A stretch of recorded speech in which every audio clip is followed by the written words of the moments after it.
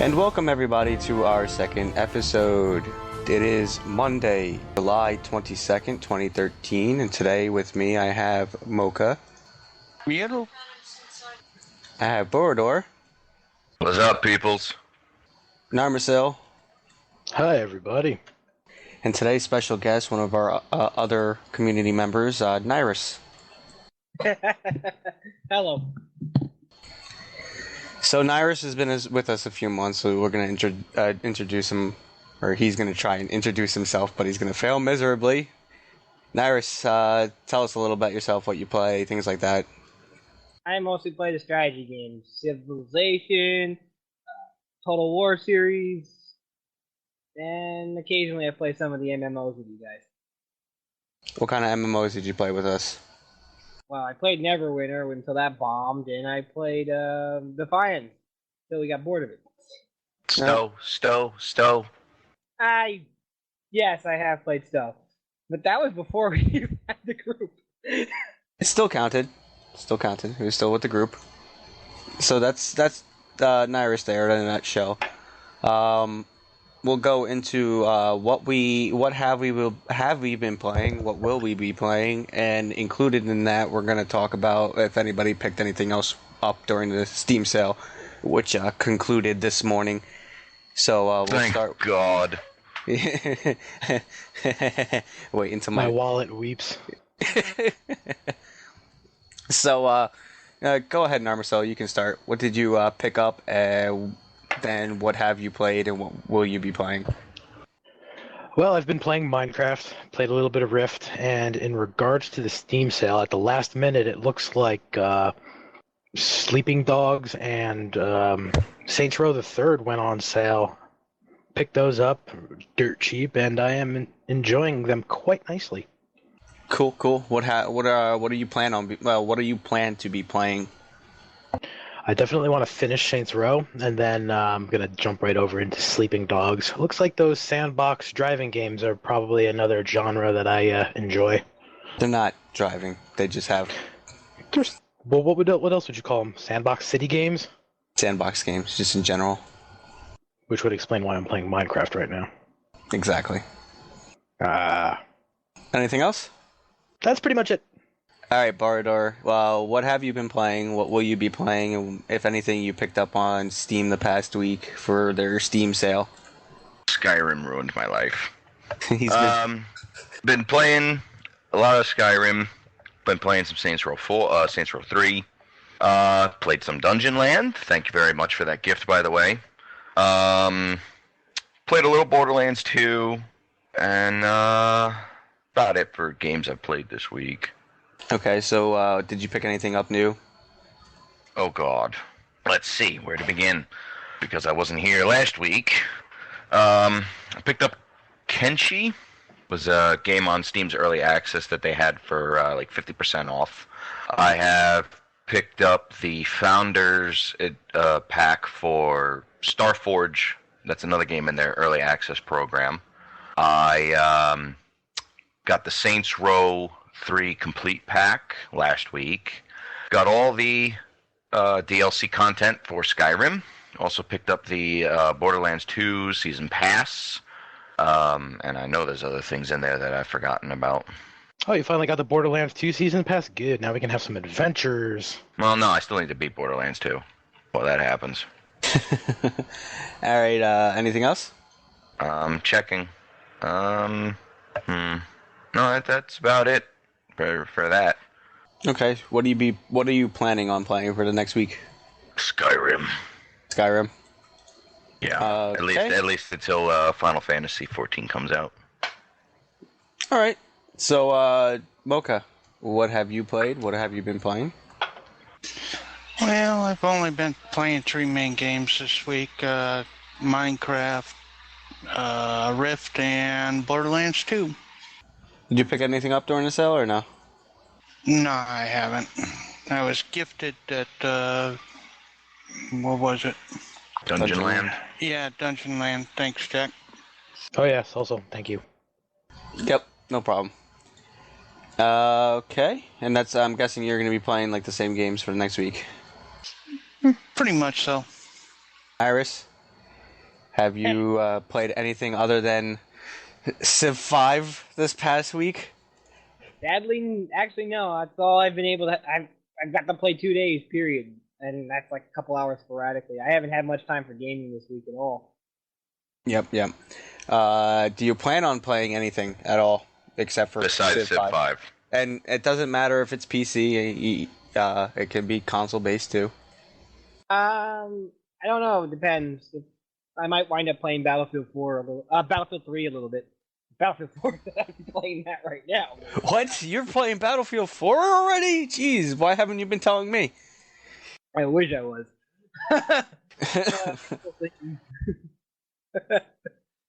All right. So, anything else?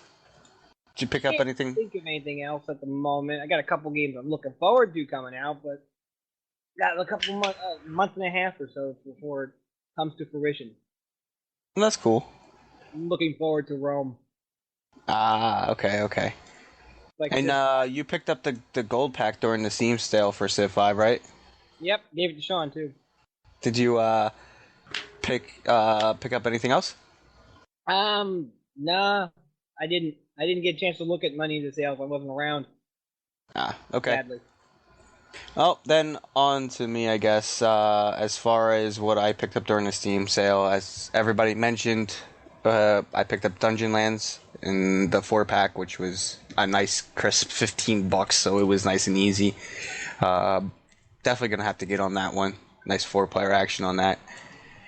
I picked up Evoland, FTL Faster Than Light, and the Orcs Must Die complete set, which was 1, 2, and all the expansion packs. That was my PC Steam sales. I played all those, including Saints Row 3, which I installed and started playing with Narmiso co-op mode. And played a little bit of Scrolls. That was... I don't know. It doesn't like me too well. I started pretty decently, thinking I was like, yeah, I got this. Started playing some of the easy level, like, single-player stuff. They were kicking my butt. No question asked. And then I started getting a little bit better. It is really much just when the scrolls come out. So one game you can lose miserably, the next you can win like easily. Other than that, I think there was one other game oh yes, my 3DS. I picked up Shin Megami Tensei 4 for the 3DS, and I was having fun with that one because Nintendo had a nice little thing. If you bought Fire Emblem and then this game, you get $30 credit for their store. So I picked that one up. What I will be playing next week, hopefully I can finish the 3 quests that I haven't finished for Saints Row the Third, which with Narmiso there. I actually had to delete my file because I lost the main quest line somehow. That isn't actually my fault, is it? No, it wasn't. No, it wasn't your fault at all. Like, we were playing co-op one day. I saved, logged off, came back in, and there was just no quest line. It was all the DLC content, which I already beat. So it was at 45 of 47 quests, and I'm just like, why? So hopefully I could get that done fast in there. We could get some Dungeon Land in, maybe. And then from there, I really don't know. I would suggest streaming that. Yeah, possibly. We definitely have to get our stream names out. So that's that. We missed two things. That it seems like we've always missed 2 things in our previous. Yeah, get on the ball, buddy. I forgot to mention one aspect of the stream trading cards, which are booster packs. After you collect your initial drop, for example, again, Borderlands 2 has 10 cards. You get 5 from playing the game. After that, every so often, you'll get a booster pack depending on how many people create the badge. So that's how the boosters pack worked there.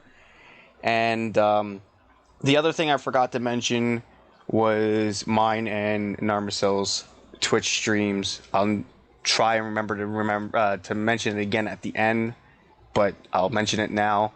my Twitch stream. Follow it. It's FTG Random Jack, R4NDOM, J4CK. Narmacils is FTG NARMACIL. So come follow us, like us, take a look at what we're playing every now and then. And with that, we're on to news already.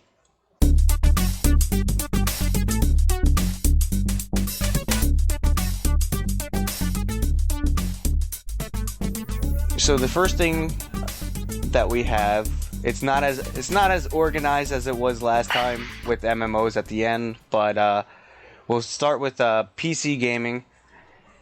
Starting with Valve Pipeline. I took a look at this when it first came out, seen a post on Facebook about it. I watched the nice little 2-minute video they had, and I actually ran downstairs to my brother, told him to watch it, because my brother wants to be a graphic artist for video gaming. So I told him to take a look at it, and that's one of the things that we're going to keep an eye on. Did any of you guys ever heard of this one at all, the Valve Pipeline? I haven't been able to find any information about it except for that 2-minute video that I never got a chance to watch. Anyone else hear anything about it? Nope. Okay, so Valve Pipeline, basically what it is it helps students with aspects of game development. Forums and video. There are going to be forums and videos that answer certain questions like, what is it like to work on a video game? What should I study? What colleges are best for preparing me? How do I get a job in video games, or the video game industry? Pipeline is an experiment to see. Pipeline also has, besides that, it's a secondary objective, is an experiment to see if they can take a group of like high school students that have a minimal amount of work experience to train them in skills and methods necessary to be successful at a company like Valve. They go on stating that we want to establish a connection to the world of teenagers that are asking many questions about getting into the gaming industry. We look forward to answer many of these questions, or we're willing to reach out to the community and give them the information they need. You can find all the information along with anything they update on pipeline.valvesoftware.com. Right now, it isn't such a big site. It does have that video and the quick FAQ.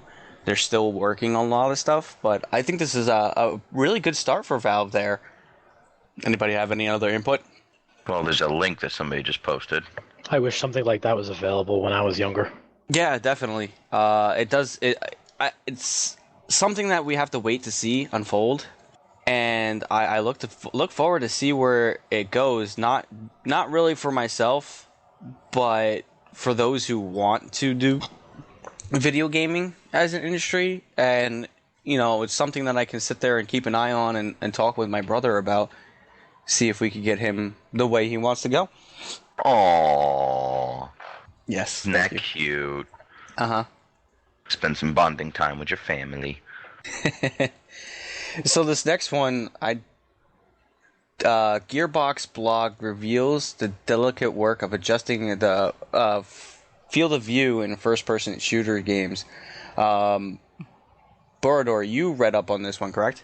Oh, yes, because I'm a FOV nut. That was one of the big letdowns for the first Borderlands game, that it was locked at 70. Ugh, hated it. I normally play games between 90 and 100. That's like ideal, because with the original Borderlands and a lot of other games, you know how everything is kind of limited on consoles. There's no real graphic options or anything like that. So most and everybody expects, if you're going to be sitting at a console, you're going to be sitting on a couch or whatever, a couple feet away from your TV or monitor. So that's why they have FOV set at like 70, 60, 70, around there. It's not really made for sitting close to a monitor like I am. I'm only maybe, a foot, 2 feet away from my monitor. So that low FOV kind of makes me a little dizzy, motion sick. Like, it happened a lot with the original Borderlands until I tweaked the FOV settings. And I personally think that in regards to PC gaming, a game not having an FOV slider, especially a first-person game, whether it's a first-person shooter or, you know, a driving game or anything like that, that's something that should be standard because everybody's different. You know, we're the PC master race. We need lots of sliders and toggles. Me on my side of this argument, not that it was an argument to begin with, is I'm one of those people. Want an argument? I'll give you an argument. No. It's I don't see any difference with it. I haven't really messed with FOV at all. I don't really notice it much. I don't know whether if that's partly the way that I relax and stuff like that. I kind of sit back in my chair or whatnot, so I'm a little bit further away from the screen, or recently because the gaming glasses that I've gotten helps out with a lot of that stuff. So me on my side, I haven't really messed around with FOV at all. Okay, well, here's a thing that maybe you could try, and you actually probably see the difference. Take a game like Skyrim. Skyrim has no FOV slider whatsoever. You actually have to open up the console to change the FOV. If you change the FOV in Skyrim, believe it or not, there is a dramatic difference. You can see it. You know, it's No, well, it's not that I don't mess with it. I know what FOV is, and I know the option, and there are certain games. I don't know if Minecraft was one of them. I don't remember if it has an FOV slider or something had an FOV slider. It certainly does. Yeah, and I was messing around with it, and you know, I can see you can have it and tweak it and stuff like that. And for those who mess around with it, I could see that they could get it exactly where they feel comfortable with it, and it'll probably improve their gaming. Just like any little type of tweak, sensitivity on your mouse, keyboard, whether it's mechanical or not, all that little kind of messing around with can alter a game easily. Yeah, and this way I don't get freaking motion sickness and dizzy like I've done before. Like if I play Skyrim with its default FOV, after 20-30 minutes, I will start feeling nauseous. Well, that's something that we can take a look with upcoming games and stuff to see if more FOV sliders come out, in especially first-person games. Our next topic is MMO related. Elder Scrolls Online, their dungeons are going to be group orientated. They're going to offer they're going to be offered in some rare locations. People who prefer to play solo can solo them. And as I said, some have groups, some are going to be soloed. The ESO blog states that the Elder Scrolls Online is set up to be a fluid experience. As you wander the landscape, you will encounter caves, forests, tomes, dungeons, and etc. Certain rare locations will just be for solo players, and some dungeons are meant for groups made only of people you choose to go in with. Most locales, however, will be accessible by everyone. Now, with other MMOs, some dungeons will be level-based, so you have to get a group if they're a little bit higher. Other dungeons, they're all going to be level-based kind of thing, but if you want to do a solo, like level 20 and you're level 17, you might have to get a couple extra buddies with you. Though that's yet to be seen because obviously none of us are in the beta, and we'll have to wait. The other cool thing that I've seen that these dungeons won't be linear. Like most MMOs, they're going to have branching paths, so you could take like the left turn or the right turn and see where it goes, and maybe multiple playthroughs. And multiple entrances and exits as well. So yeah, dungeons will have branching paths and stuff, and so you might go left, you might go right. Depends on if you're soloing or your group. maybe you'll be able to split the group in half and go one goes left, one goes right. That might be interesting. Anyone have anything to say about this? Yeah, I do. All right. Well, it's gonna be like half devil's advocate, half in support of this. I like my Skyrim. I like my Elder Scrolls games in general. And I've always loved going into, dungeons and caves and forts and whatever, clearing them out. Now, they're gonna have public dungeons and instance dungeons. Instance dungeons are where you, me, Narm, somebody else get together, four-man it. Publics are going to be anybody can find the entrance and go in at any time. They're going to be part of the overworld. That kind of worries me just a little. Because what happens if you find a dungeon and you go in and it's somebody else is already in there clearing it? You're going to have to wait for the respawns. And that would kind of be a little disappointing if that would happen often. Maybe they've got a system behind the scenes that's going to prevent that from happening.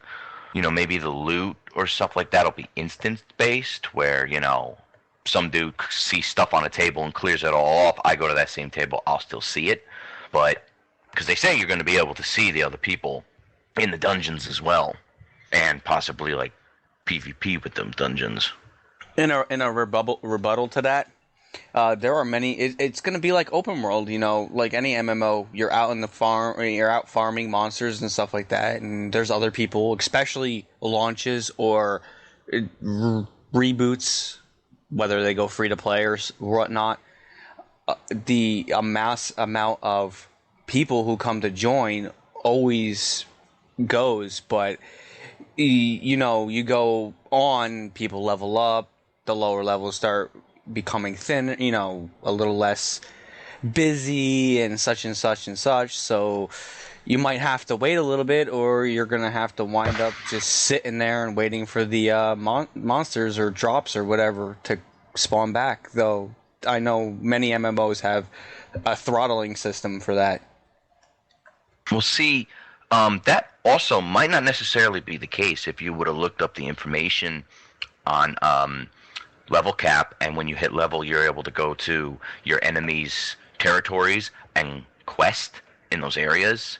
So I hit level 50 as a member of the Aldmeri Dominion, and I go to the Ebonheart territory.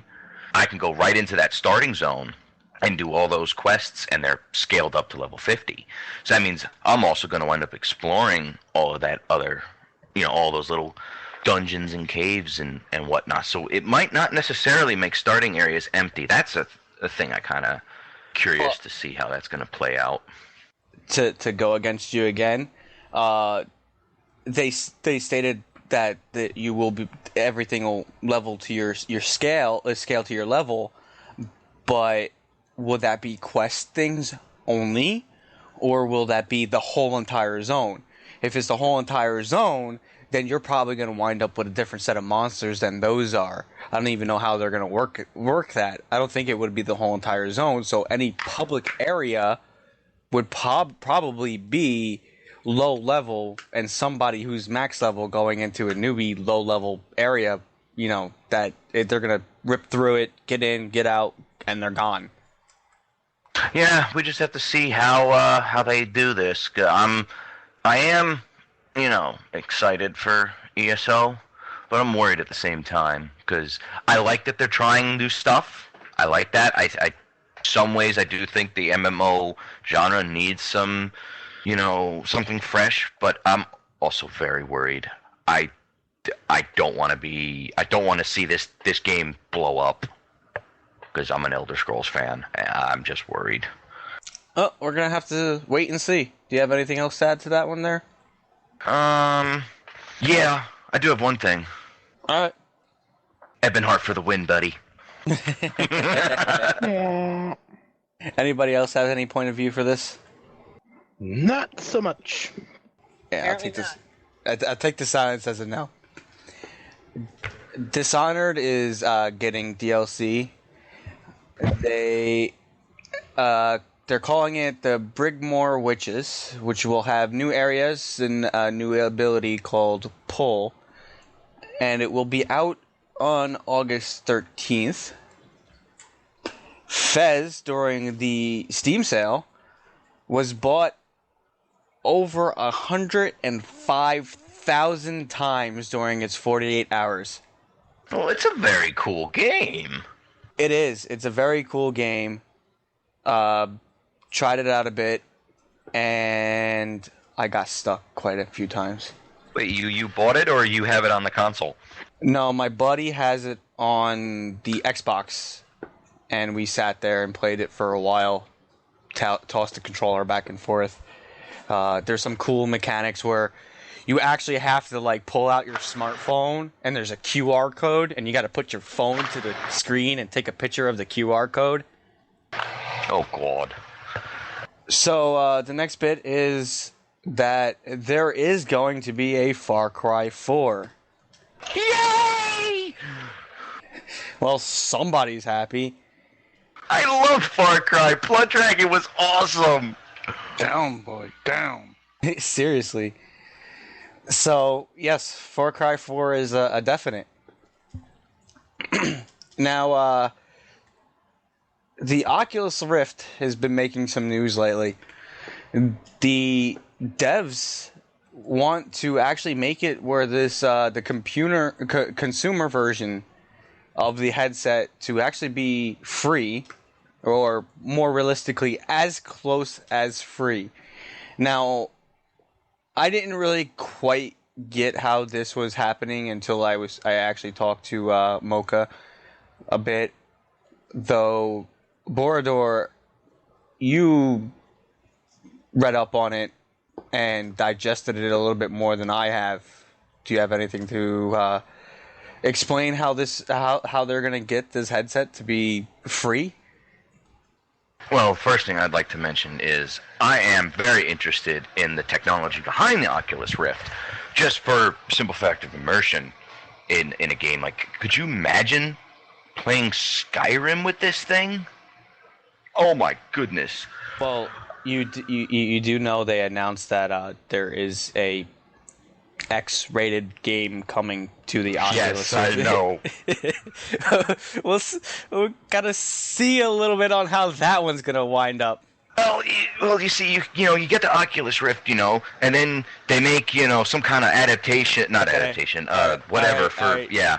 Yeah, we don't have to go into it. Your minds. We already have an explicit tag, but iTunes will rip us apart if we sit there and talk I'm about pretty sure there's an article talking about what I was just going to mention somewhere on the interweb. There is, definitely.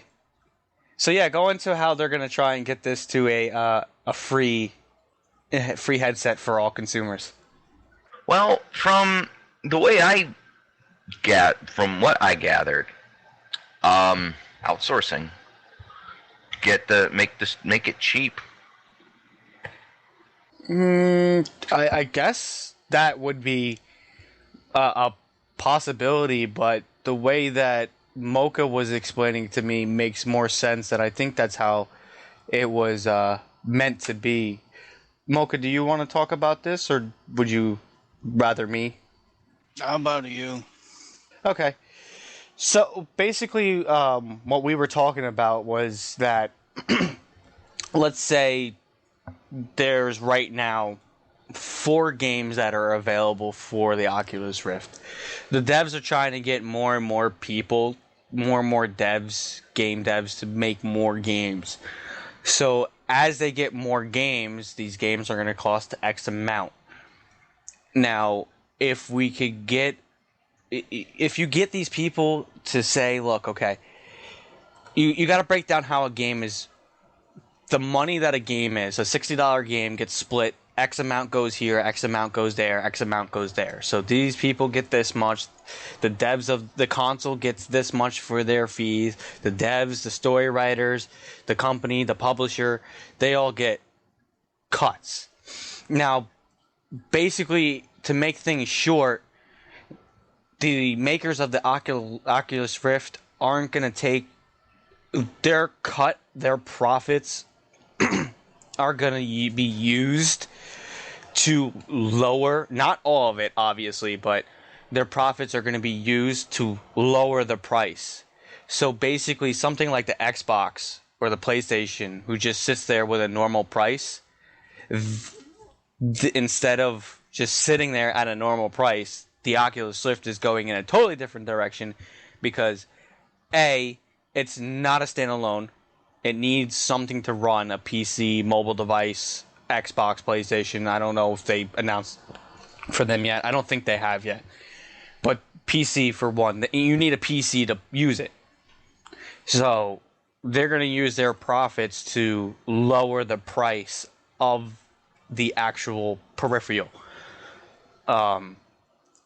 Basically, they're stating that they're going to start at a $300 range, and if more devs come along, the lower it'll go, and as more people buy it, the more people are buying games that are supported for it, so the lower it'll go.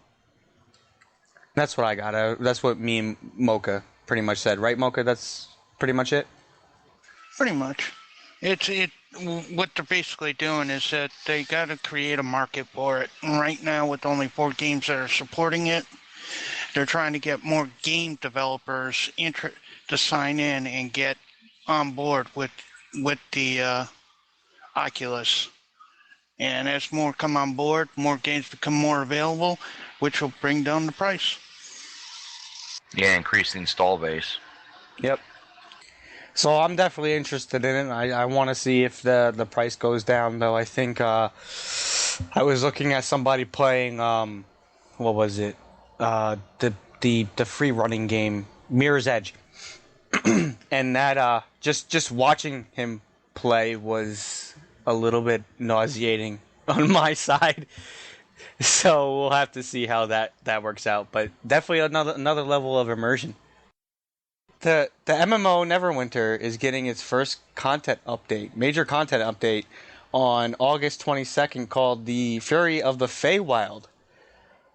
Basically, don't get me started on this. We don't have to talk about Neverwinter in general. I just wanted to add it in there. But I was just going to talk about their pricing. Oh. And how I think it's absolutely outrageous. Well, I'm going to get into that. So, basically, it is free. It is free if you want to just stick with free, but there are 2 optional paid methods. The $19.99 gets you your Portal Hound, Companion, Feywild, Hunter Ring, Fine Elven Silk Bag, and an Adventurer's Helper Pack. And then for $60, gets you the Moon Elf Race. Yes, the race is actually coming out. Now, I don't know if the Dark Elf race has come out yet. But Moon Elf race I will find out. Yeah. The Moon Elf race is coming out with the Dawn Unicorn mount, Sylph Companion, Moon Silver Regalia fashion set, Loam Weave Enchantment Stone. Loam Weave Enchantment, Stone of Earth, Helper Pack, and 600k AD. You also get the Knight of the Feywild in-game title and forum title, and you get an extra character slot. You're also getting, with that $60, a Perfect World Entertainment gift pack for their other games. My reaction to this is PWE's at it again, trying to siphon money out of your pockets. Any other comments on that one? Really? $60? Dude, if you go on, when we were playing the Actual Diamond Exchange, you can get 600,000 diamonds for a lot cheaper than $60 frickin' dollars. But you're not getting just 60,000 diamonds. I understand that, but the Moon Elf race, whoop-de-doo. That's going to be, from what I gathered the other night, So basically what Bardo was trying to say was that the Moon Elf race and all other races from here on out are going to be the way that PWE is going to make their money off of Neverwinter. Yeah, pretty much. Like any new zones or whatnot, they're going to release for free. You're not going to have to pay for that. But if you want certain things like, I want, the Drow race, if they released it or not, I'm not sure. I'm going to have to pay however much money to get that. Of course, you got to realize from a development type of stand. I know they need to make money. Yeah, they need to make money. It depends on how much they're going to be charging for it, to be honest. I don't know. They don't have any single kind of point outs yet for $10, $20. I think it's going to be like $20 per race. More than likely. More than likely. Though. Go ahead. I just think the way that they're going about doing it is kind of shady. Especially so soon after the game's, soft launch and actual quote-unquote launch, they're already throwing out this. I would have expected something like this, another new race maybe 6 months down the line. Not so soon. Not necessarily in contradiction. I don't think the race itself is the problem. I feel that because Neverwinter is part of Dungeons & Dragons, and Dungeons & Dragons has like 1.5 billion different races, that we're going to see quite a bit of them come out quite fast. They're going to try and incorporate as many as possible, I believe, that are in the 4.0 rule set, which is a ton of them. Now, it's more or less that the expansion pack is what I'm if you want to call it an expansion pack. I really don't know what it's going to be, if it's just going to be a content update with one zone or if it's a full-fledged expansion pack. Man, I haven't used expansion pack in forever. Everything turned to DLC. But anyways, yeah, if it's going to be a full-fledged expansion pack, hey, whatever. Expansion packs go for, I don't know, $30, $40. No, you give or take. Now, you're getting all this extra stuff. You're getting a mount, which the mounts were ridiculously priced in that game. The mounts were $20 each for a good purple level mount. The companion is another $10 to $15, $20. The fashion set, who cares? The Loam Weave enchantment makes you look like you're wearing freaking ivy around yourself. The Stone of Earth is another little thing. The Helper Pack, you can get something decent out of that. The AD mark is so shot as of now that that's worthless. So, I mean, $60, is it worth it? Well, if you play it, maybe. If you want the Moon Elf race, possibly. They don't have a price on it, on the race itself, so it's kind of give or take. Alright, they're adding a new zone called Sharendar. Okay. New lore, instances, a dungeon. They're adding in a campaign system for it's a meta quest feature. Yeah, but it still seems, a new zone could be new gear, new weaponsmith and artificing. Yeah. Oh, 2 new professions. That's all fine and dandy. It's just that we have to wait and see how big this expansion pack. A zone in Neverwinter, lasts you 2 levels, 3 levels. So, Now, I wonder if they're raising the level cap. I haven't heard anything about that yet. Yeah, I don't see anything here on their FAQ either. So anything else on that one at all? Any other inputs? Silence says no. Another MMO-related thing, World of Warcraft is adding something called the Proving Grounds in their 5.4 patch. Basically, this is going to test your skills in a safe and controlled environment. It's going to be soloed. Depending on your role, healers are going to basically heal the NPCs that show up in there. So they're going to be tested on their healing capabilities. Tanks are going to be tested on how many monsters and how long they can hold their monsters. And DPS, well, they're going to need to DPS, what they do best. Also, they have difficulty levels, bronze, silver, gold, and endless mode. So it's just going to be another way to say, look at my e-penis, it's this long. Any input on, not necessarily WoW, but a general maybe like skill-based kind of system? Whether you're in for it or not for it? I do have something to say about it. All right, go ahead. Everybody knows how the WoW community is.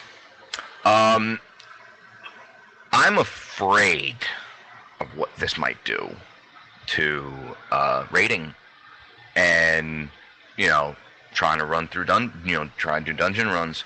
Because for a while it was about gear score. Now it might be how well you do in this. If you don't do well in this, they're going to say, well, screw you. Well, that's how... Because there is supposed to be some kind of points or whatever. Yeah. The thing with this is I think WoW itself is trying to get rid of... They did it once before. They put their own kind of gear score system in. Now they're trying to add this. I think they're trying to get away from something along the lines, though this is just kind of, some people just like to know where they're ranked. Others will use it like you mentioned. Oh, you can only get into this if you have a gold rating. If you don't have a gold rating, we don't want you. And those are going to be their elitist skills. I mean, I've been in top guilds and WoWs, and I've hopped around quite a bit. And some you need to have a certain amount of DPS, and you had to run over to one of those test dummy things and smack away at it while somebody tracks you. And if you don't hit their requirements, you don't get into the raid group. Others, you might, it depends on who you're grouping with, because they have the raid finder, which just goes by your gear, your minimum gear score, which is understandable. If you go with a guild, then it depends on the guild. We run our guilds. We're welcome to anyone who wants to try, and we might have a harder core group, but I don't say, if the group is solid, the group is solid. If somebody's missing, we'll see if somebody wants to fill in. I don't run a very strict tight thing. Obviously, I know the way that because of this, we're going to die quite often, and I hope everybody that's in our raids understands that as well. But that's where the fun comes. The fun comes from learning. And if you don't give these people tries and tests, you'll never get them high enough or get them the gear they need or teach them the skills to do stuff. I've been in many raids that I never, the first time I'm in it, I'm like, what the hell do? I don't know anything. In a group that's done it 3, 4, 5 times, knows exactly what to do, I screwed up once or twice. I will honestly say that I probably caused a wipe here and there out of the countless of raids I have done. But it's... until you get in there and do it, you will never learn it. So, it's kind of basically this individual person who's looking to do the raids needs to find the perfect environment to, their suited environment. Do they want a hardcore raid group where they have to prove themselves to get into the raid group, or do they want a relaxed casual who does it just to do it? Not for the glory, not for the world first, not for the achievement, just to do it. Maybe for some of the loots or anything. All in all, I just hope this doesn't add another level of assholeness to that community. Mocha, you were saying something? No, I'm fine. But just to let you know, I know it will. And you're going to have the people who gloat and stuff like that, but that's WoW for you. Now, Bardor has something here, something about Undead Labs. You want to go on to that? Oh, yes. I'm also a fan of ye olde zombie games, and I had heard a little while ago, and I did looking up on it, that Undead Labs, the company behind the game State of Decay, will be coming out with a PC port. I'm excited. I don't own an Xbox anymore. If I did, I'd probably have this game. I've been tempted to go and steal my brother's Xbox and get this thing just to play it. I watched the videos and everything, and it looks good. And it will become part of Steam's early access program sometime before the end of this year. Unfortunately, its initial early access release will only have controller support, with full keyboard and mouse support made close to, if not at the final launch release of the port. They had also stated, Undead Labs had also stated, that they have no issues with modding. They kind of encourage people on the PC platform to go and mod their game. I don't know if they're going to include a tool set like they do with the Elder Scrolls games, but it could be quite interesting to see what could come of that. Also, it will have enhanced graphics and higher resolutions, and increases to frame rates will also be part of the port. The only kind of drawback, not really a drawback, a downer, is that there won't be any new content for the PC port. The PC port will have all the content and features that the current Xbox version has. Anybody have anything? Any questions? Any questions, comments, criticisms? Well, as far as you say, it's the only downer. I don't think it's really a big downer. As far as not having any new things, it's a port. It's coming out to the PC, and as far as future things, it's not saying anything future. Like if they have another DLC that comes out after this comes out, it's not saying that it won't come out for the PC. It's just saying that there's nothing extra coming to the PC port. It's just going to be the same game that you have on the Xbox. So kind of like if you have it on the Xbox, the only thing you're going to get out of it is the mods, but mods are always great. And I'm not big on zombie survival games, but anything that has mods, maybe I could turn the zombies into something like gnomes. The other thing I'd forgotten to mention was the current version of the game on the Xbox has no multiplayer support. There's no multiplayer, it's just single player. Could you imagine what the modders could possibly do? Possibly add a single player, multiplayer version? I know that there's a modding group working on multiplayer for Just Cause 2. They've been in testing for it for the last couple of months. Well, Narm, you've been kind of quiet. Do you have anything for this one? This one I'm sitting out. Okay, Mocha or Nyirus, anything? Not anything offhand. Nope. Okay, well, as a tie-in to our next news article here, you were mentioning about mods bringing possible multiplayer. I know for a fact that I was. Skyrim actually has their Skyrim MMO that they've been working on. A modded community is trying to get Skyrim into an MMO based. Been following it for a while. They've made some strides. I think they have a chat system in it where you could chat across games and stuff like that. I don't know if there's much more to that. I think they had something where like you can see each other in the game, but it's more along the lines that you see kind of like a wandering like nobody. It's not an armored Dovahking or anything like that. It's just like a farmer walking around. So that. And to tie into the next thing, Bordor again has something on a Skyrim mod. Yes, a very interesting Skyrim mod called Falskaar. That's Falskaar,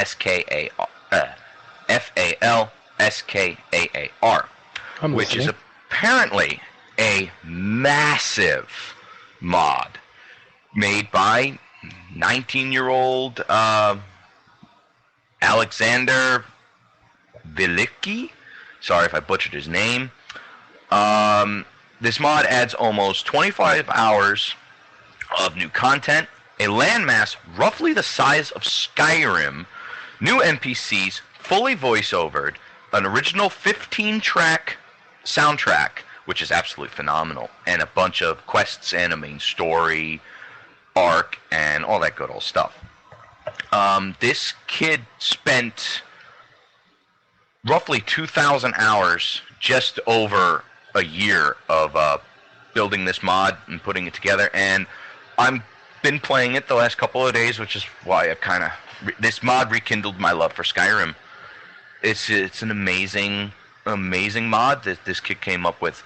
I'm not going to go into any details about the content itself because it has a very interesting storyline and a very interesting location. There's not really much new stuff in it because you're using the Skyrim creation kit, and he did what he can. You don't need any of the DLC to play it, so if you have just the base Skyrim, you're good to go.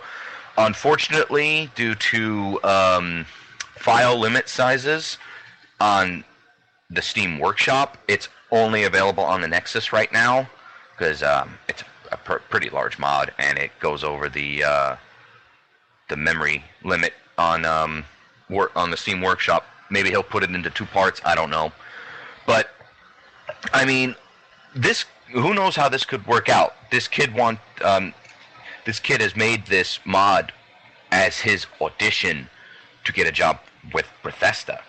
He wants to be a level designer, and look at Dean Rocket Hall, the DayZ mod. He now works for Bohemia Interactive, making a standalone version of a mod that he created just for goof around with. Who knows? Maybe we'll see this kid in development for the next Elder Scrolls game. Maybe he could go to work on ESO or whatnot. Yes, best of luck to young Alexander. Yes, definitely. And with that, I actually have to say I have to add this to my Steam list, my Skyrim list of mods. I definitely want to check this one out. It's really worth it. It's a really good mod, and I mean, come on, it's adding like 25 to 30 hours worth of content. That's expansion pack amount of content for nothing. Oh yeah, definitely. Just one other question there, Borador.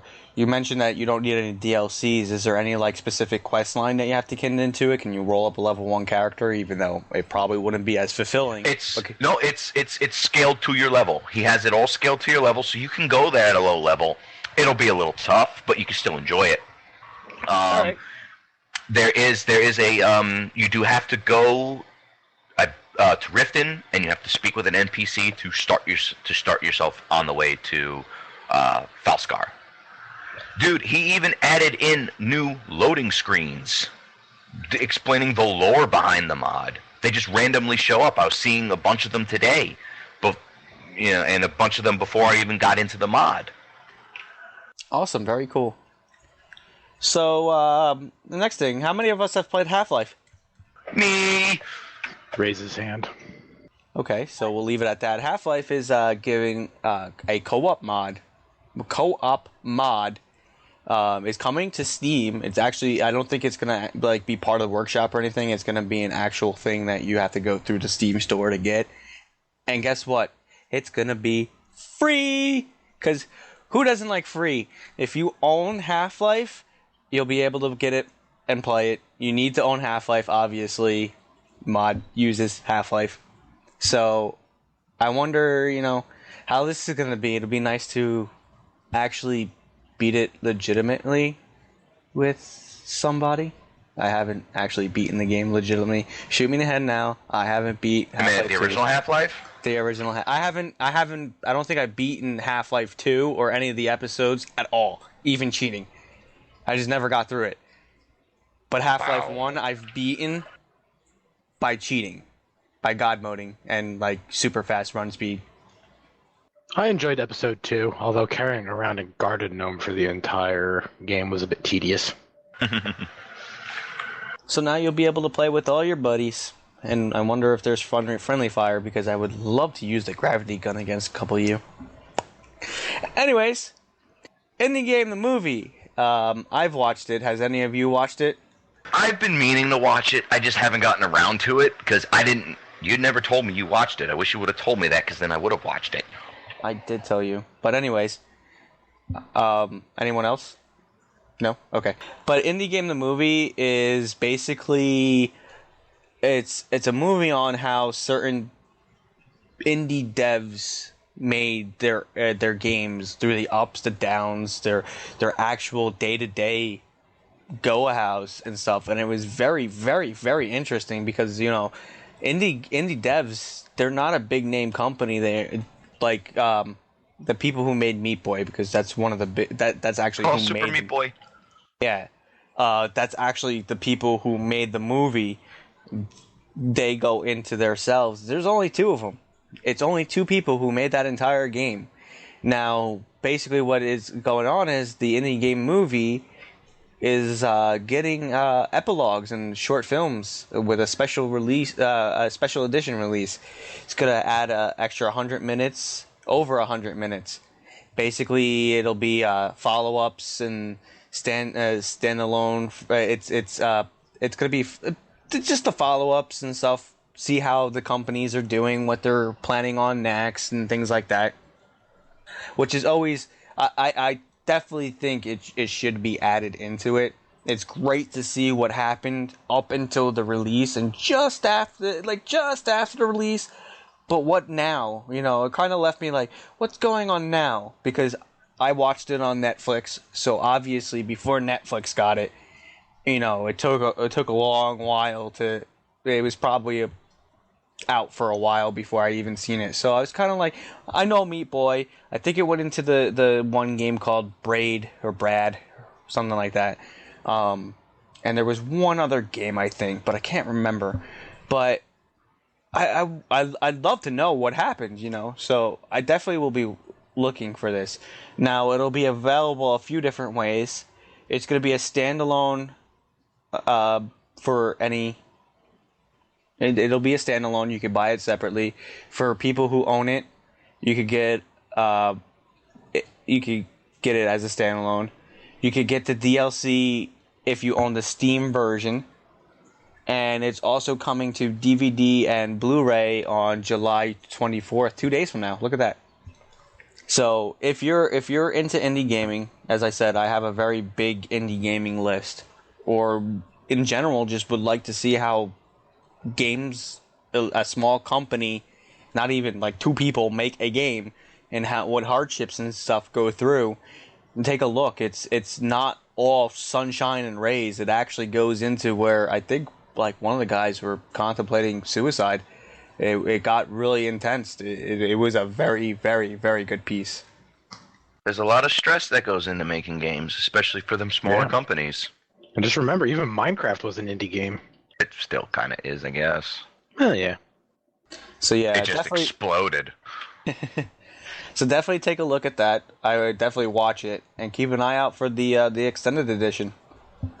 One last bit of MMO news. SWTOR is already hinting at another content update even before their 2.3 patch is released, which is coming out on August 6th.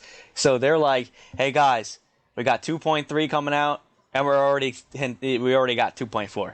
So they're just trying to keep. I don't know if they're trying to keep the game alive, or they're just really out there pushing stuff. So got to keep up on that one. I looked over some of the information on the 2.3 patch. It looks pretty good, pretty nice stuff. You know, new companion and, you know, more story and stuff like that. That seems pretty good. But I wonder what they could possibly be sneaking in before August 6th. No. August 6th is a 2.3 release. They don't have. They're just saying basically what it was is 2.3 is coming out on August 6th, but we're already working on 2.4 and that's coming out soon. Afterwards. I guess actually this should be technically MMO related. Path of the Exiles is a Diablo-esque MMO. So Path of Exile is getting a Twitch streaming integration with Twitch chat. It's also going to include a webcam feature, which you can sit there and put like a lot of Twitch streamers do, put their faces on the screen, though I don't understand why they do that, I'd rather see the game and not their ugly, pimply faces. So we can see your priceless reactions. To what? A creeper coming out of nowhere? I can tell you I should. But yeah, that's coming to Path of Exile along with a weapon effect that allows for extra gore, because in a game we just can't get enough of blood and gore. So that's coming to Path of Exile. I know I can't. Yeah, you also have to mention that the extra gore weapon effect, you have to buy. Of course you have to buy it. I never said it was free. It was just coming out. Well, I'm just saying, you got to mention that, Costs 140 points. I'm looking at it right now. 140 points. I don't even know. And then gore footprints effect. So when you walk through the gore, there's footprints. That's another 175 points. So if you guys want bloodiness, go ahead and get some points and spend it into the game. So Capcom is announcing a Strider reboot coming out sometime in 2014.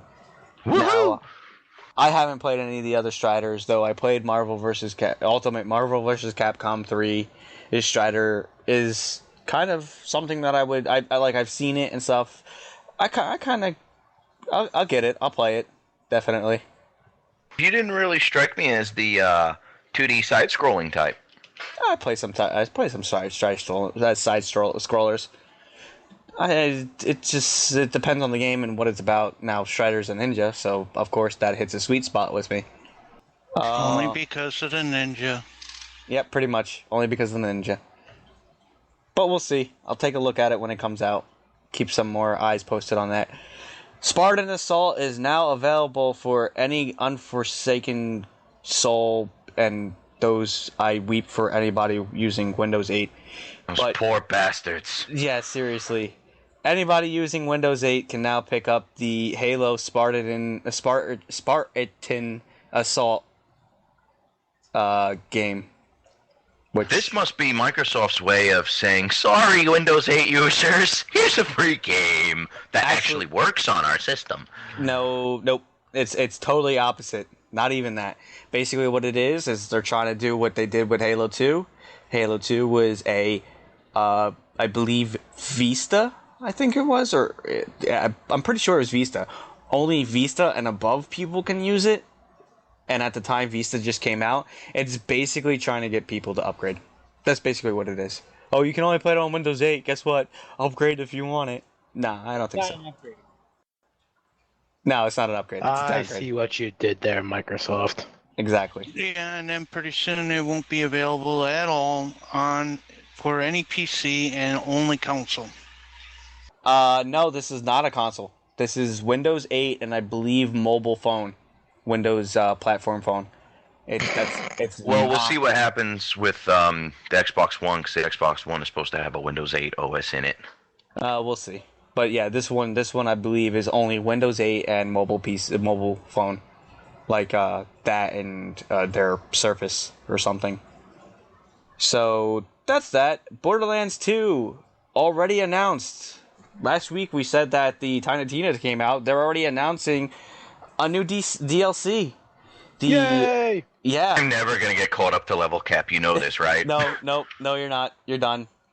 But I'm excited. The Ultimate Vault Hunter Upgrade Pack 2 will include Digistruct Peak Challenge Map and 11 levels of increase, bringing it up to 72. And this will be all available for $5. Now, I have $5 in my wallet. Shut up and take my money. Also on top of that, too. Oh yeah, I've already pre-ordered it. Really? It's out on pre-order? I'm just fucking with you. Oh, I was about to say, don't do that. I was like, really? Why haven't I pre-ordered it? Any information on like a window of release? No. No, nothing yet. But some really good news. Mr. Pitchfork said there's going to be 2 or 3 additional Headhunter packs for Borderlands 2. They are also on the way. and they're gonna start with TK Baja's Bloody Harvest, which He was my favorite character. Exactly. So Spoiler alert, didn't he die? Which I'm getting into. You will see the return of TK Baja. Though none of these are included with the season pass. And I'm sorry, actually, Borodor, there is a somewhat of a possible date type thing. They're saying sometime in the October range, which, you know, if you think about it, TK Baja's Bloody Harvest, Halloween update, baby. Exactly. Just like, well, let's see, Borderlands 1 had a TK Baja, you know, the, what was it? The Zombie Island. The Zombie Island, he was Dr. there, right? What was it? Yeah, he was there. Ned. Dr. No. Ned. Yeah. Yeah, Dr. Ned's. Dr. Ned. And you had to feed him copious amounts of brains. So, we will be seeing TK Baja again, which I am quite excited for. Me too. And now on to console-based news.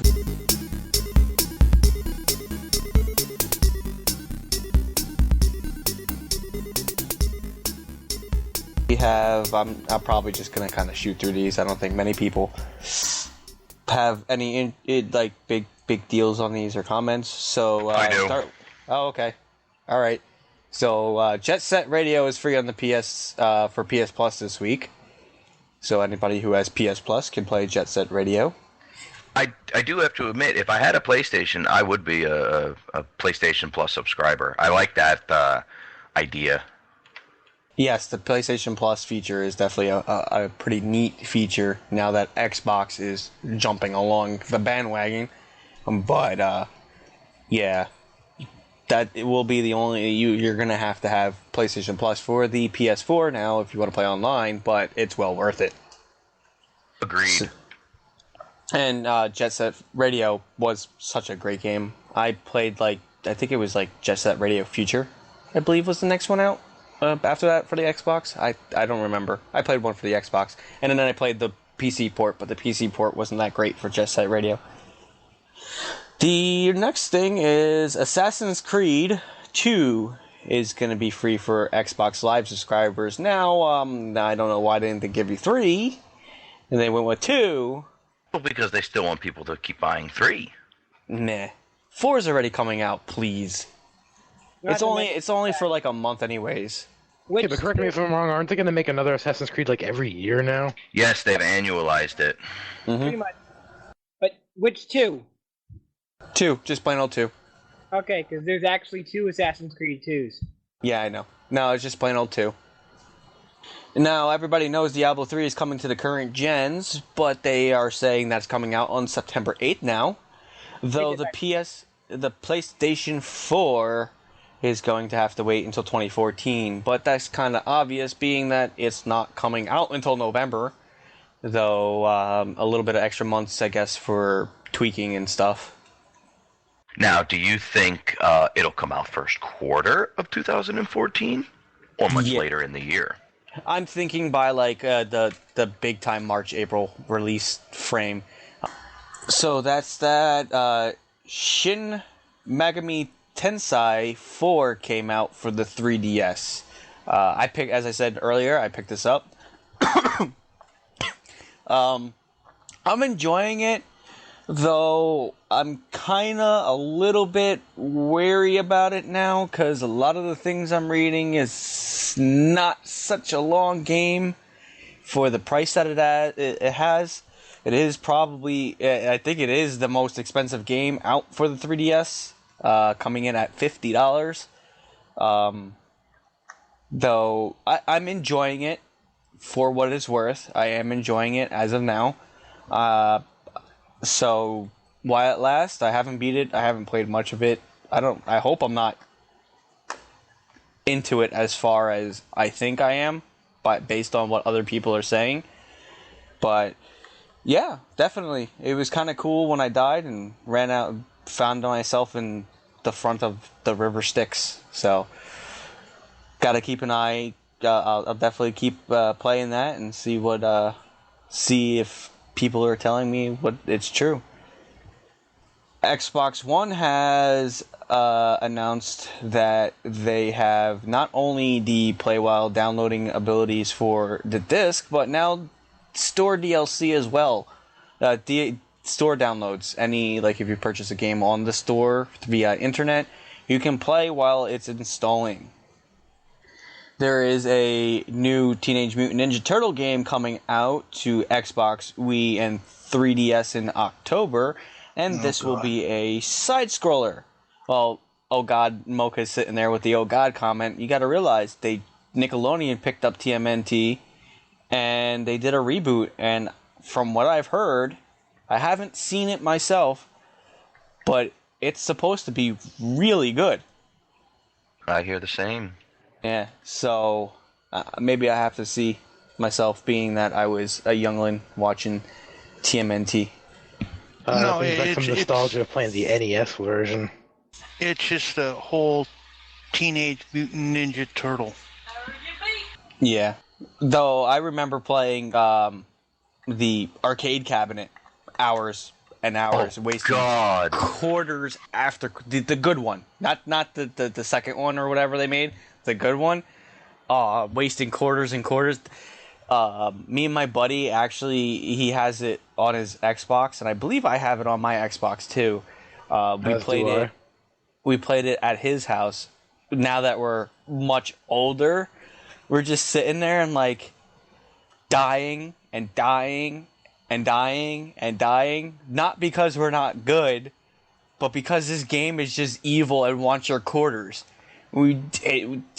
As kids, we were just like, gotta keep playing. No. Now we're sitting there we must have blew through $5-10 worth of quarters just trying to beat the damn game. I remember Burger Express used to have the game, the cabinet. And so I used to love going to Burger Express so I could play Teenage Mutant Ninja Turtles. You remember that, Nyirus? I didn't go to Burger. I didn't play it in the at the Burger Express. I didn't go to Burger Express a lot when I was a kid. And that, ladies and gentlemen, is how you build a video game that makes you money. Yeah, I still, as of to this day, I think certain places still have it. I think some of the Chuck E. Cheese's have it still. So that's console based. This is technically, I guess you can kind of say it's mobile. Handheld, mobile phone? Handheld, something like that. I don't know how you would put it, but well, it says it's an Android-powered handheld that features a full controller and a 5-inch 720p display. Yes, we're talking about the NVIDIA Shield. I want one. It is coming out Likewise. July 31st. Ships. So anybody who pre-ordered, get a nice camera installed, wire it up to any location where you'll be chilling back, or get a nice hunting stand outside, wait for your mailman, UPS, FedEx delivery system, whatever system is getting delivered to you, and wait for that on the I'll probably say maybe the first, second, or third, depending on what shipping option you choose. But keep an eye on your inboxes for any tracking orders, tracking numbers, and keep an eye on your mailboxes, front doorsteps, P.O. boxes, I don't know, whatever way. I'm just interested to see what possible games will be on this. If any good games, anyway. They have a lot of technology that kind of seems like it's going to be different. It's not necessarily just going to be mobile games. You're going to be able to play some of the PC games that you have on your computer. Yeah, you'll be able to stream PC games to it, which is kind of cool. I'm listening. Wait a minute, you don't know much about the Shield? No, I do. I'm just being a smartass. Exactly. I was about to say, you're the one who was talking to us about it. Yeah, I want to play Skyrim from my couch. Exactly. On a handheld device. You know what this is going to be? Not to disgust anyone or anything, but handheld games, handheld phones, mobile, who goes to the bathroom without one in their hand? If you have I know one, I do. Exactly. So now I'm sitting here on my computer playing Skyrim. I can, instead of just pausing my game do whatever I need to do, pop it in my hand, walk to the bathroom, sit down, and continue playing Skyrim. Ladies and gentlemen, sky poop. Oh, God. Just Bloody wash your hand and your console after use.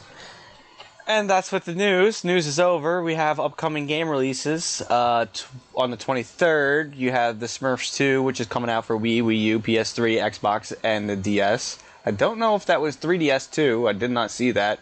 I would assume so.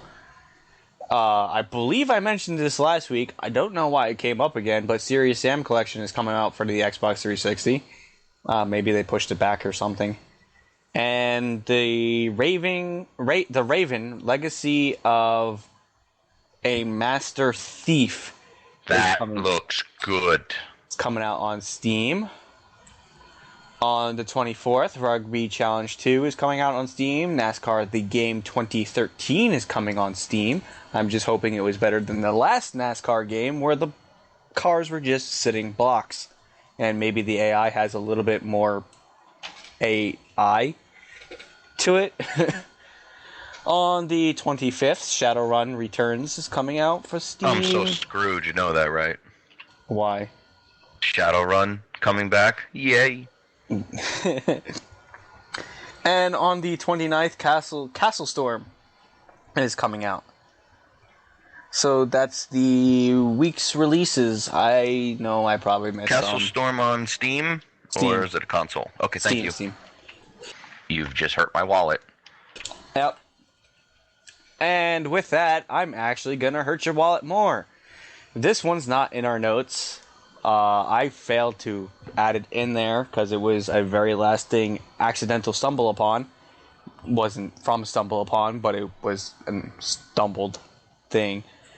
Apparently from the 22nd, I believe, until the 29th, GameStop is having their PC summer sale.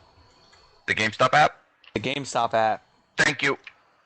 So hop on your GameStop app, desktop, client, or go to the GameStop PC download section and check out their summer sale. Yeah. Can't we get a little break of our wallets, man? Seriously. I can't because I just opened up the... Oh, my. Yeah. So, you guys thought it was done. It is not. Then watch, after this, freaking GOG or Green Man will... Green Man had theirs beforehand. Ah. Yes. And Amazon had theirs beforehand also. So, that's that with that. And other that's. We're going into, instead of my super secret segment this week, we actually had Bordar brought up something. He wanted to talk a little bit about the Steam Early Access program, which I believe is a pretty decent system. So we're going to talk about that this week instead of a super secret segment.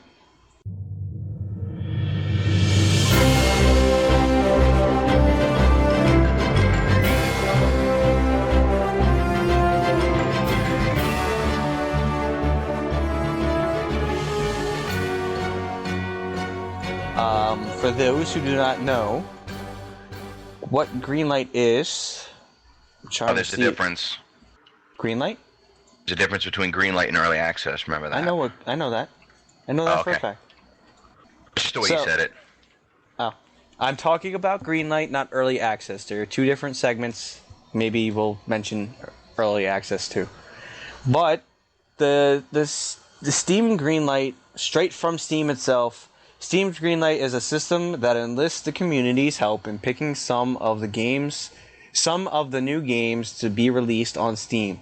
Developers post information, screenshots, videos of their game, and seek a critical mass of community support in order to get selected for distribution. Steam Greenlight also helps developers get feedback from potential customers and start creating an active community around their game during the development process. Now, basically, what happens is Funtimez Gaming community is starting a game. We're calling it Be the Derpiest Derphead in Durfzil. We post it up. We want people's input. We want to know, maybe, instead of just normally you would fly blind. You'd go through it until it's done and over with, and you put it out there for distribution. What Steam Greenlight allows you to do is you pay them a $100 fee, because at the beginning now, when Steam Greenlight first came out, they were getting a bunch of fake rated X games that weren't real or anything like that. Some of them were real, trust me. Well, yeah. Now you have to have a $100 fee to put it up there, and it's basically to stop that. And you put your game up, it goes into the respective category that it is. Now somebody using Steam goes into their nice little Steam Greenlight section under the community. And I think the first time you do it, you go in and you kind of say, okay, I like this type of games, this type of games, this type of games. And it'll give you a queue based on what you like. You click the thing, like, I'm going to go right here just for things. I'm in my queue, and let's see which one looks cool to me. Let's go with Project Nimbus. So I clicked on Project Nimbus. I load up. Oh, cool. We have the same one in our queue. Whoa. Right off the bat, it's got a video that just starts up blaring in my ears because my mic's a little high. My personal volume's a little high. But I'm seeing 2 videos, countless of beautiful mech-looking screenshots, and they have, under that, it has favorite, follow, share, add to collection, and then it asks you, would you buy this game if it was available to Steam? You click yes, you click no thanks, you click ask me later. Yes gives it a nice little thumbs up. No thanks, it removes it from your list and you won't see it. Ask me later, it'll come up in your queue again. You scroll down a little bit on the right hand side, it says, okay, what Steam users created it, like different links where you can find it, Facebook, Twitter, Kickstarter, if it has a Kickstarter, YouTube, an IndieDB page, anything like available for that. It has announcements. Basically, you can the developers can keep in touch with the community, so they could say, like this one here, it says we will be using native English voice actors for English voice and localizations, and will be improved soon. So I'm guessing this is more of probably an Eastern port or Western port at other side of the world. So, and then it goes, you scroll down a little bit more, and it has the description of the game. So this one, game's name, Project Nimbus. It's an action game. Its theme is mechs, anime, real robot, sci-fi. And then it gives it a nice little list of, it talks about the game. So people would, you could get people to do it. And then you have discussions where the community puts discussions in. Like, oh, I like this, I don't like this, this is this, it looks cool, I would hope this would be here. So it's just so you can, the devs can kind of get a grasp on what the community believes in their game itself. And that basically, what happens next is the game gets, I don't know if it has a specific amount. Does Bordor, any of you guys, do you know if there's a specific amount of yes votes that a game needs before? I believe there is, that they need to hit a certain number. I'm not entirely sure, but I've seen some games that have been on Steam Greenlight quite a long time already, since the beginning of it, and they're just sitting there. And you could see, like, some of the games that have been approved and are now in their early access program were games that were really, people were really interested in, obviously got a lot of votes. Okay, so I'm on the facts right here, and it says, how many votes does a game need to get selected? The specific number of votes doesn't matter as much as relative interest in the game compared with other games in Steam Greenlight. We need customers to help prioritize what games they want to see made available on Steam.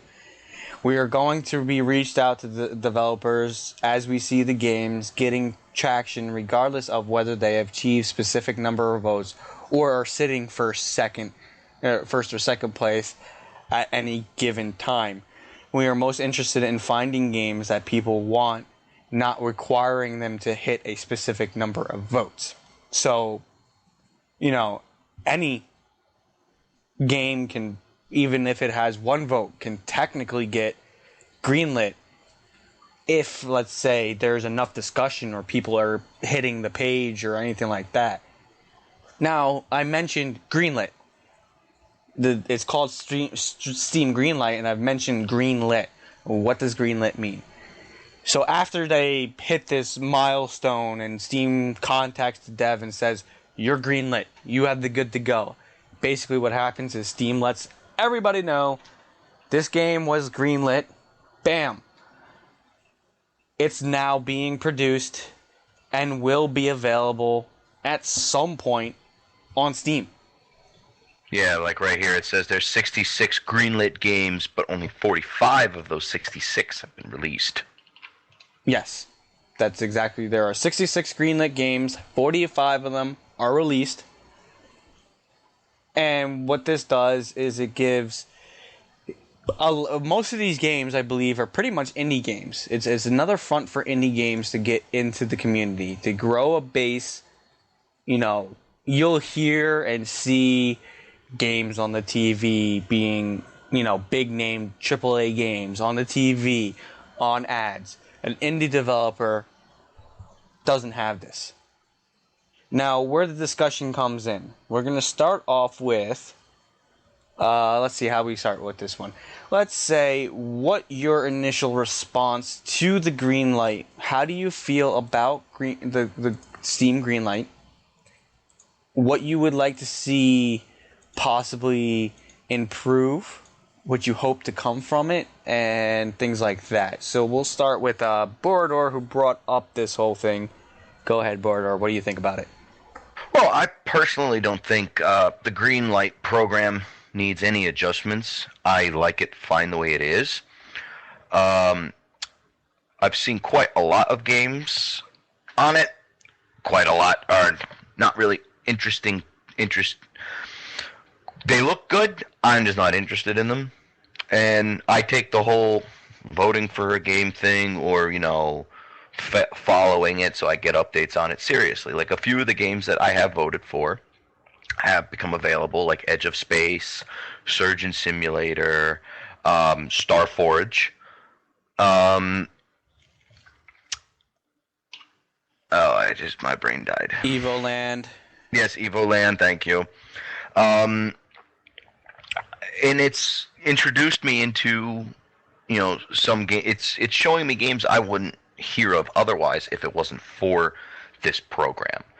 Because, like you said, a lot of these are indie most of them are indie devs, and they can't afford a marketing campaign or an ad campaign on websites and whatnot. Like there's a game called Project Zomboid. Looks really interesting. I never would have heard about it if it wasn't for this program, because it's got a little obscure website. It's not even on, no, it is on IndieDB, but I never heard of IndieDB until this. Mm-hmm. Okay.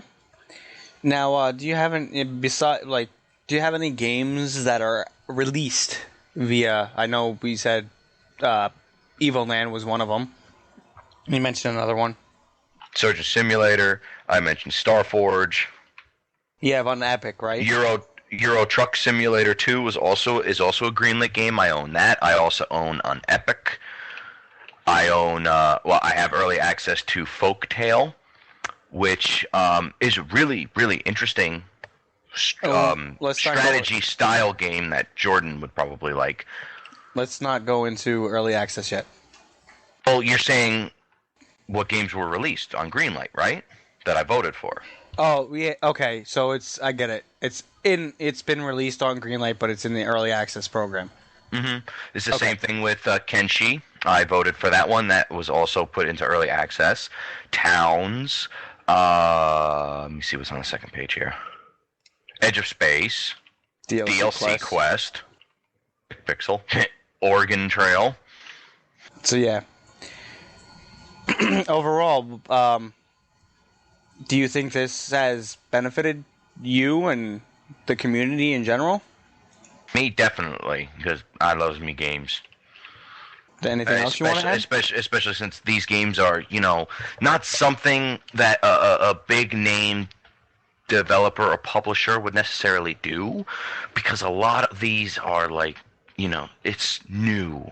Some of these games are offering something new to the gaming industry that a lot of, my opinion, big game devs and big game publishers just are afraid to do.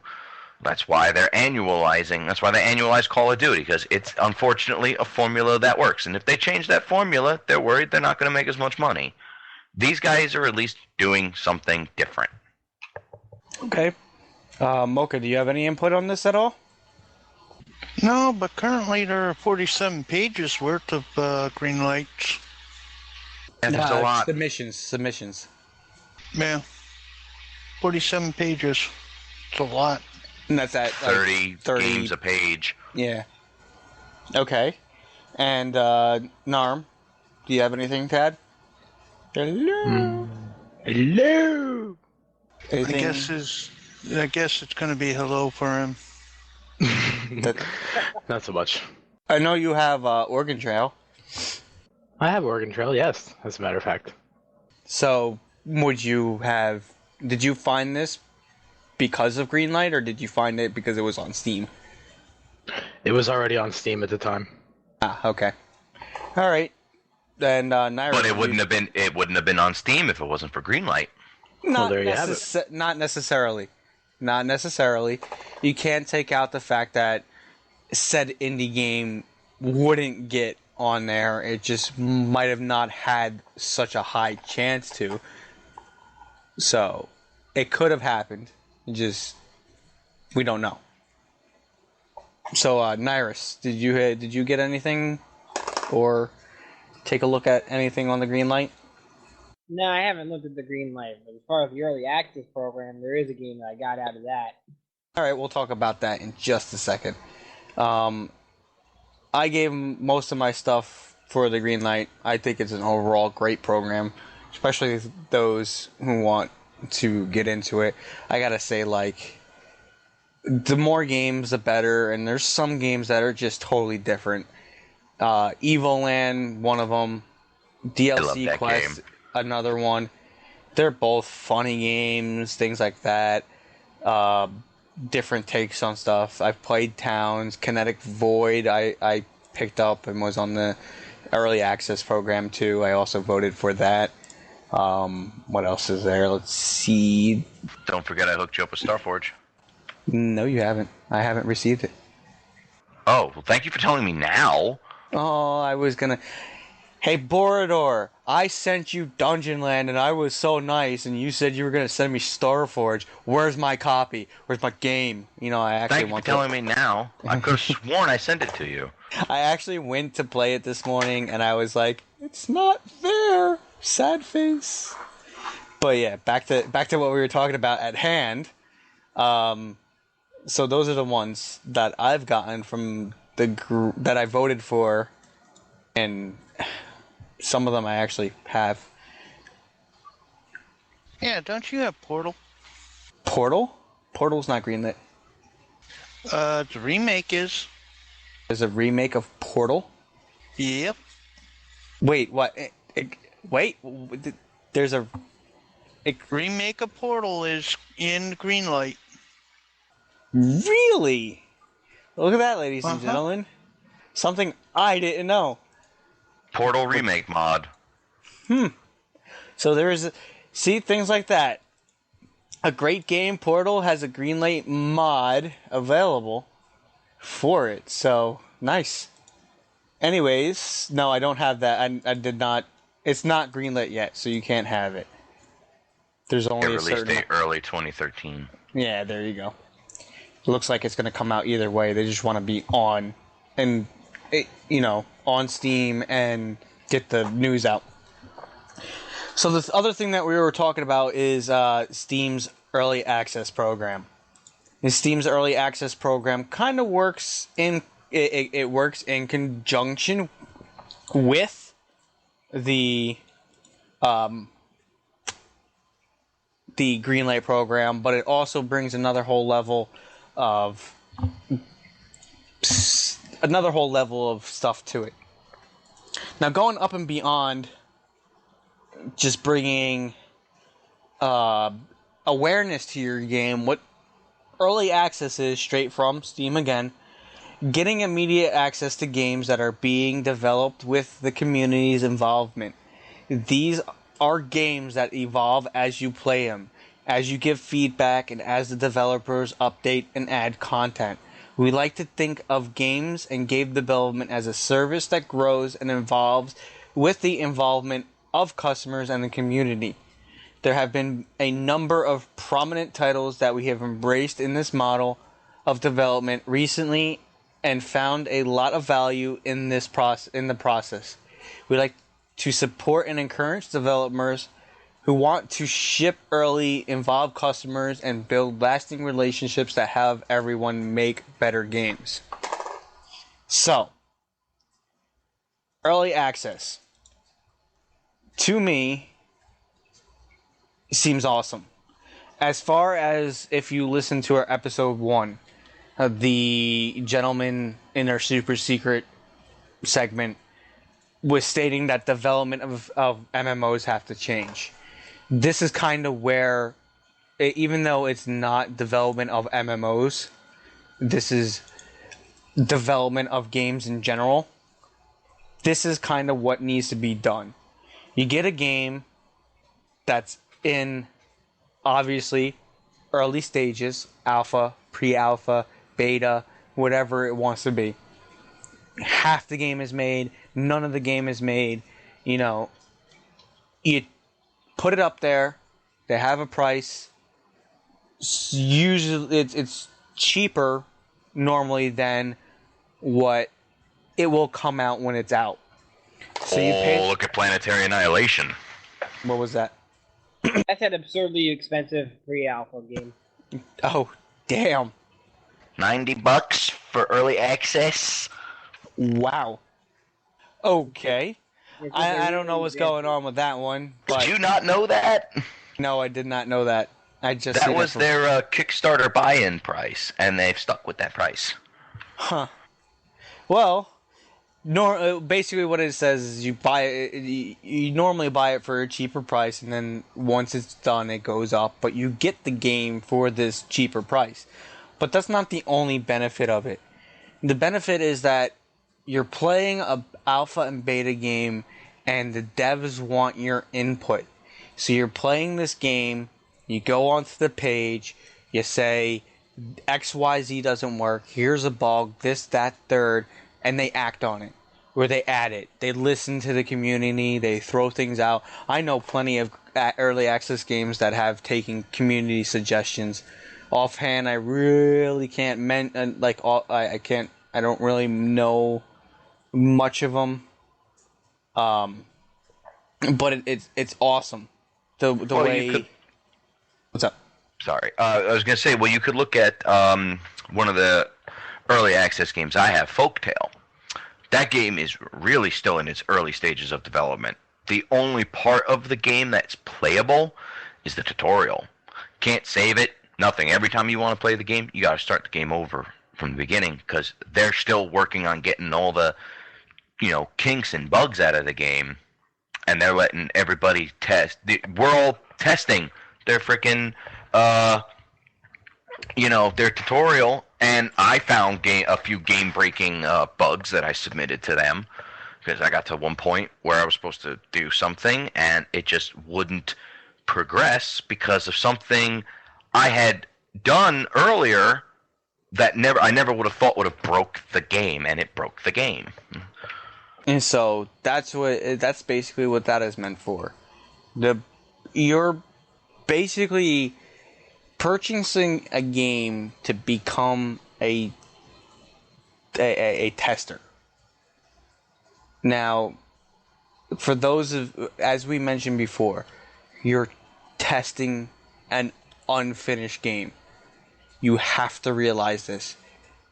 Don't base anything on any videos, any screenshots.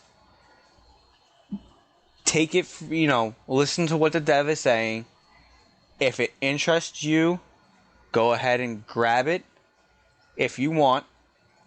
But you gotta realize it is an early access program. It's not a full release. Well, I do kind of have to disagree with you just on one little part. Okay. The game on Epic, on the early access program, which I had picked up, it has both single player and multiplayer. They actually, before they released this, completed the single player campaign of the game, and it's stated in the description. Single player mode is done. Multiplayer mode is playable, but all they're doing is working out balancing issues now. So the game is actually 100% playable, beatable. You could do the multiplayer, and God, the multiplayer is freaking brutal because they need to balance it, and that's what they're working on. That's the only aspect of the game that's unfinished. You could also look at the Arma 3 beta on early access. That's a multiplayer beta. They don't have the single player yet. Yeah, but it's still like things like that. You got to realize the big one of the things are going to change. Is not going to be solid. The same game that you have now will change. Could be completely overhauled in 6 months. Exactly. So, I mentioned the games I have in early access. No, I haven't. Besides Evoland. Actually, I'd forgotten to mention one too. If you have them, go ahead and... Do you have them up? Oh, I have Xenonauts. Xenonauts? Yes. If you liked the original XCOM games, like going all the way back Nyirus to the 90s, Xenonauts is the quote-unquote spiritual successor to the original XCOM game. Phenomenal. Yeah, I got the game Horizon on early access. Okay. Anybody else have any early access games? Nope. Horizon's like a spiritual successor to Masters of Orion too. Okay. Really?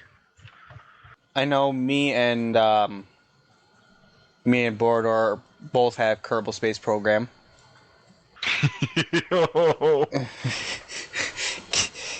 How's getting into space on that one there?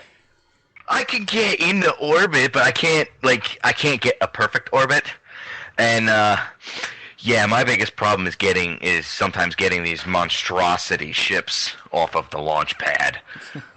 Because you're not supposed to. Anyways, he has Prison Architect, and we both, as of like 30 seconds ago, have Starforge.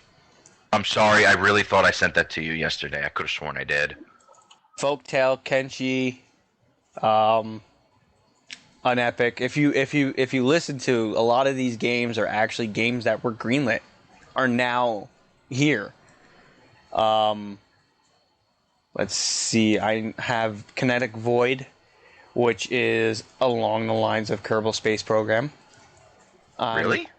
Yeah. It's another space kind of building your own thing, but you're in space and you have to make your own kind of quest line and stuff. Yeah. I'm trying to get the Archblade, but it wasn't working. It has Archblade is actually on early access, and it's free with 2 actual updates. Like there's a basic pack and a premium pack along with it. I think that's an MMO.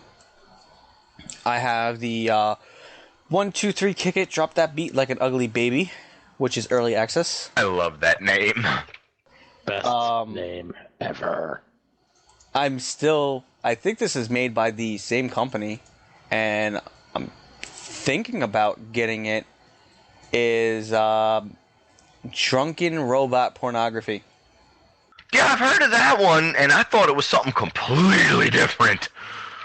Actually, yes, You I have would. confirmed. It is the same company made by Deja Von Games, which comes out with some really, I enjoy their games, so I probably will be picking that one up on early access quite soon. I think that's it. That's it for my early access.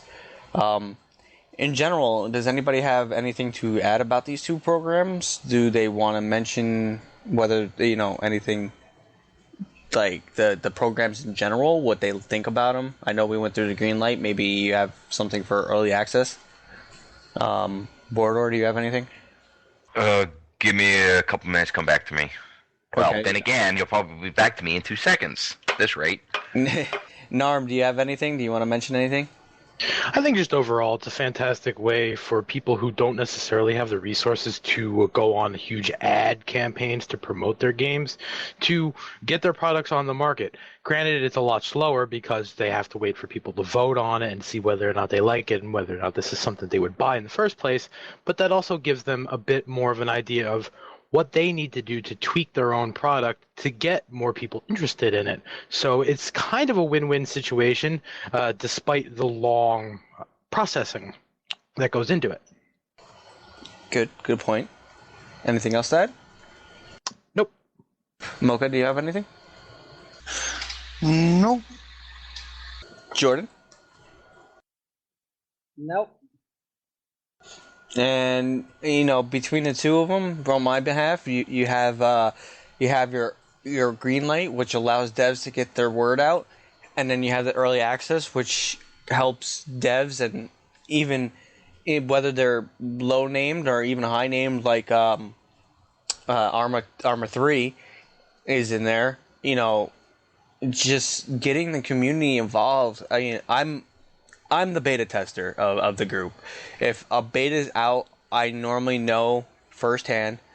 And if there's somebody who has a beta or a beta key or can get me into a beta, they always think of me first. Oh, you want to get into this beta? You want to try this out? This, that, the third? I love beta games because I feel like I'm part of the development. It's like, hey, look, that bug's not in there anymore because I mentioned it. Now, was it? I know for a fact that it's not just me. It gives you a sense of accomplishment. But it gives me that little bit of satisfaction. I helped test this game, I like that. I enjoy doing things like that. So that's why I personally believe in the early access program. And back to you, Bordor. Do you have anything? Well, I do have to agree with you on that one little ending part you just put up, is because I also enjoy, beta testing, help find and squish bugs, because if somebody don't do it, game's gonna release and be absolutely horrid. Mm-hmm. Now when it comes to greenlight and early access, personally, I like both of those features the way they are. I know that when they came out, people were like, I don't know, but it seems that the community is now embracing both of those features to where maybe we can get some really cool and unique games out of this. And I loves me my games. Oh, please! There are already quite a vast amount of unique games already out, so we already see that one. With that, gentlemen, ladies, and alien viewers, we are finished with our podcast. Thank you for listening. Subscribe, rate, comment. If you have a shout out or would like us to talk about anything, leave us some information. We'll definitely get on to that. If you might have found something for my super secret segment, you can email the actual gaming community at funtimezgaming funtimezgaming@gmail.com. Visit our website if you're interested in joining the community at ftg.guildlaunch.com. Subscribe on iTunes. Also subscribe and like on Fun Times Gaming www.podomatic.com. You can always follow me on my Steam page at FTG Random Jack, R4NDOM J4CK. And Borador at FTG Borador, Borador, also on Steam. Does anybody have anything else they want to add? Don't forget your Twitch streams, kids. Ah, yes. Yep. Twitch streams, which we might actually, depending on who's available, play Dungeonland in just a second.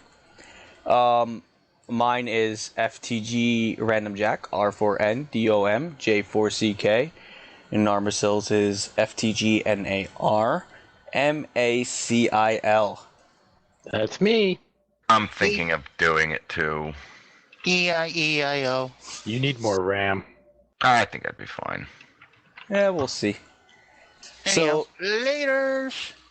yep. Have a good one, guys. Ladies and gentlemen. Fushroda. Narm, you're not going to say goodbye? Nah, I'm just gonna go poke Borador with a stick. And Nyirus, he's too busy eating cookies to say goodbye. Well, I said something else. Farewell.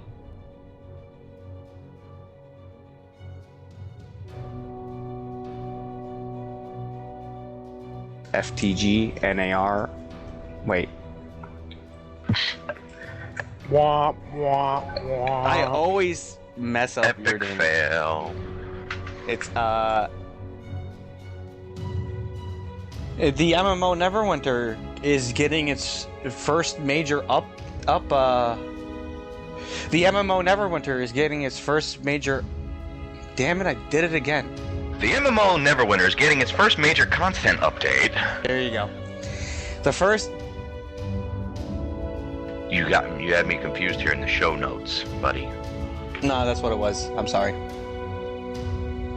That's my job. I clarify that stuff. I just kind of toss it in there. He just likes to keep you out balance is what it is. Basically, can't you know. Don't we all?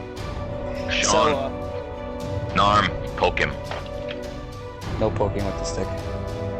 He hasn't done anything to warrant poke with a stick.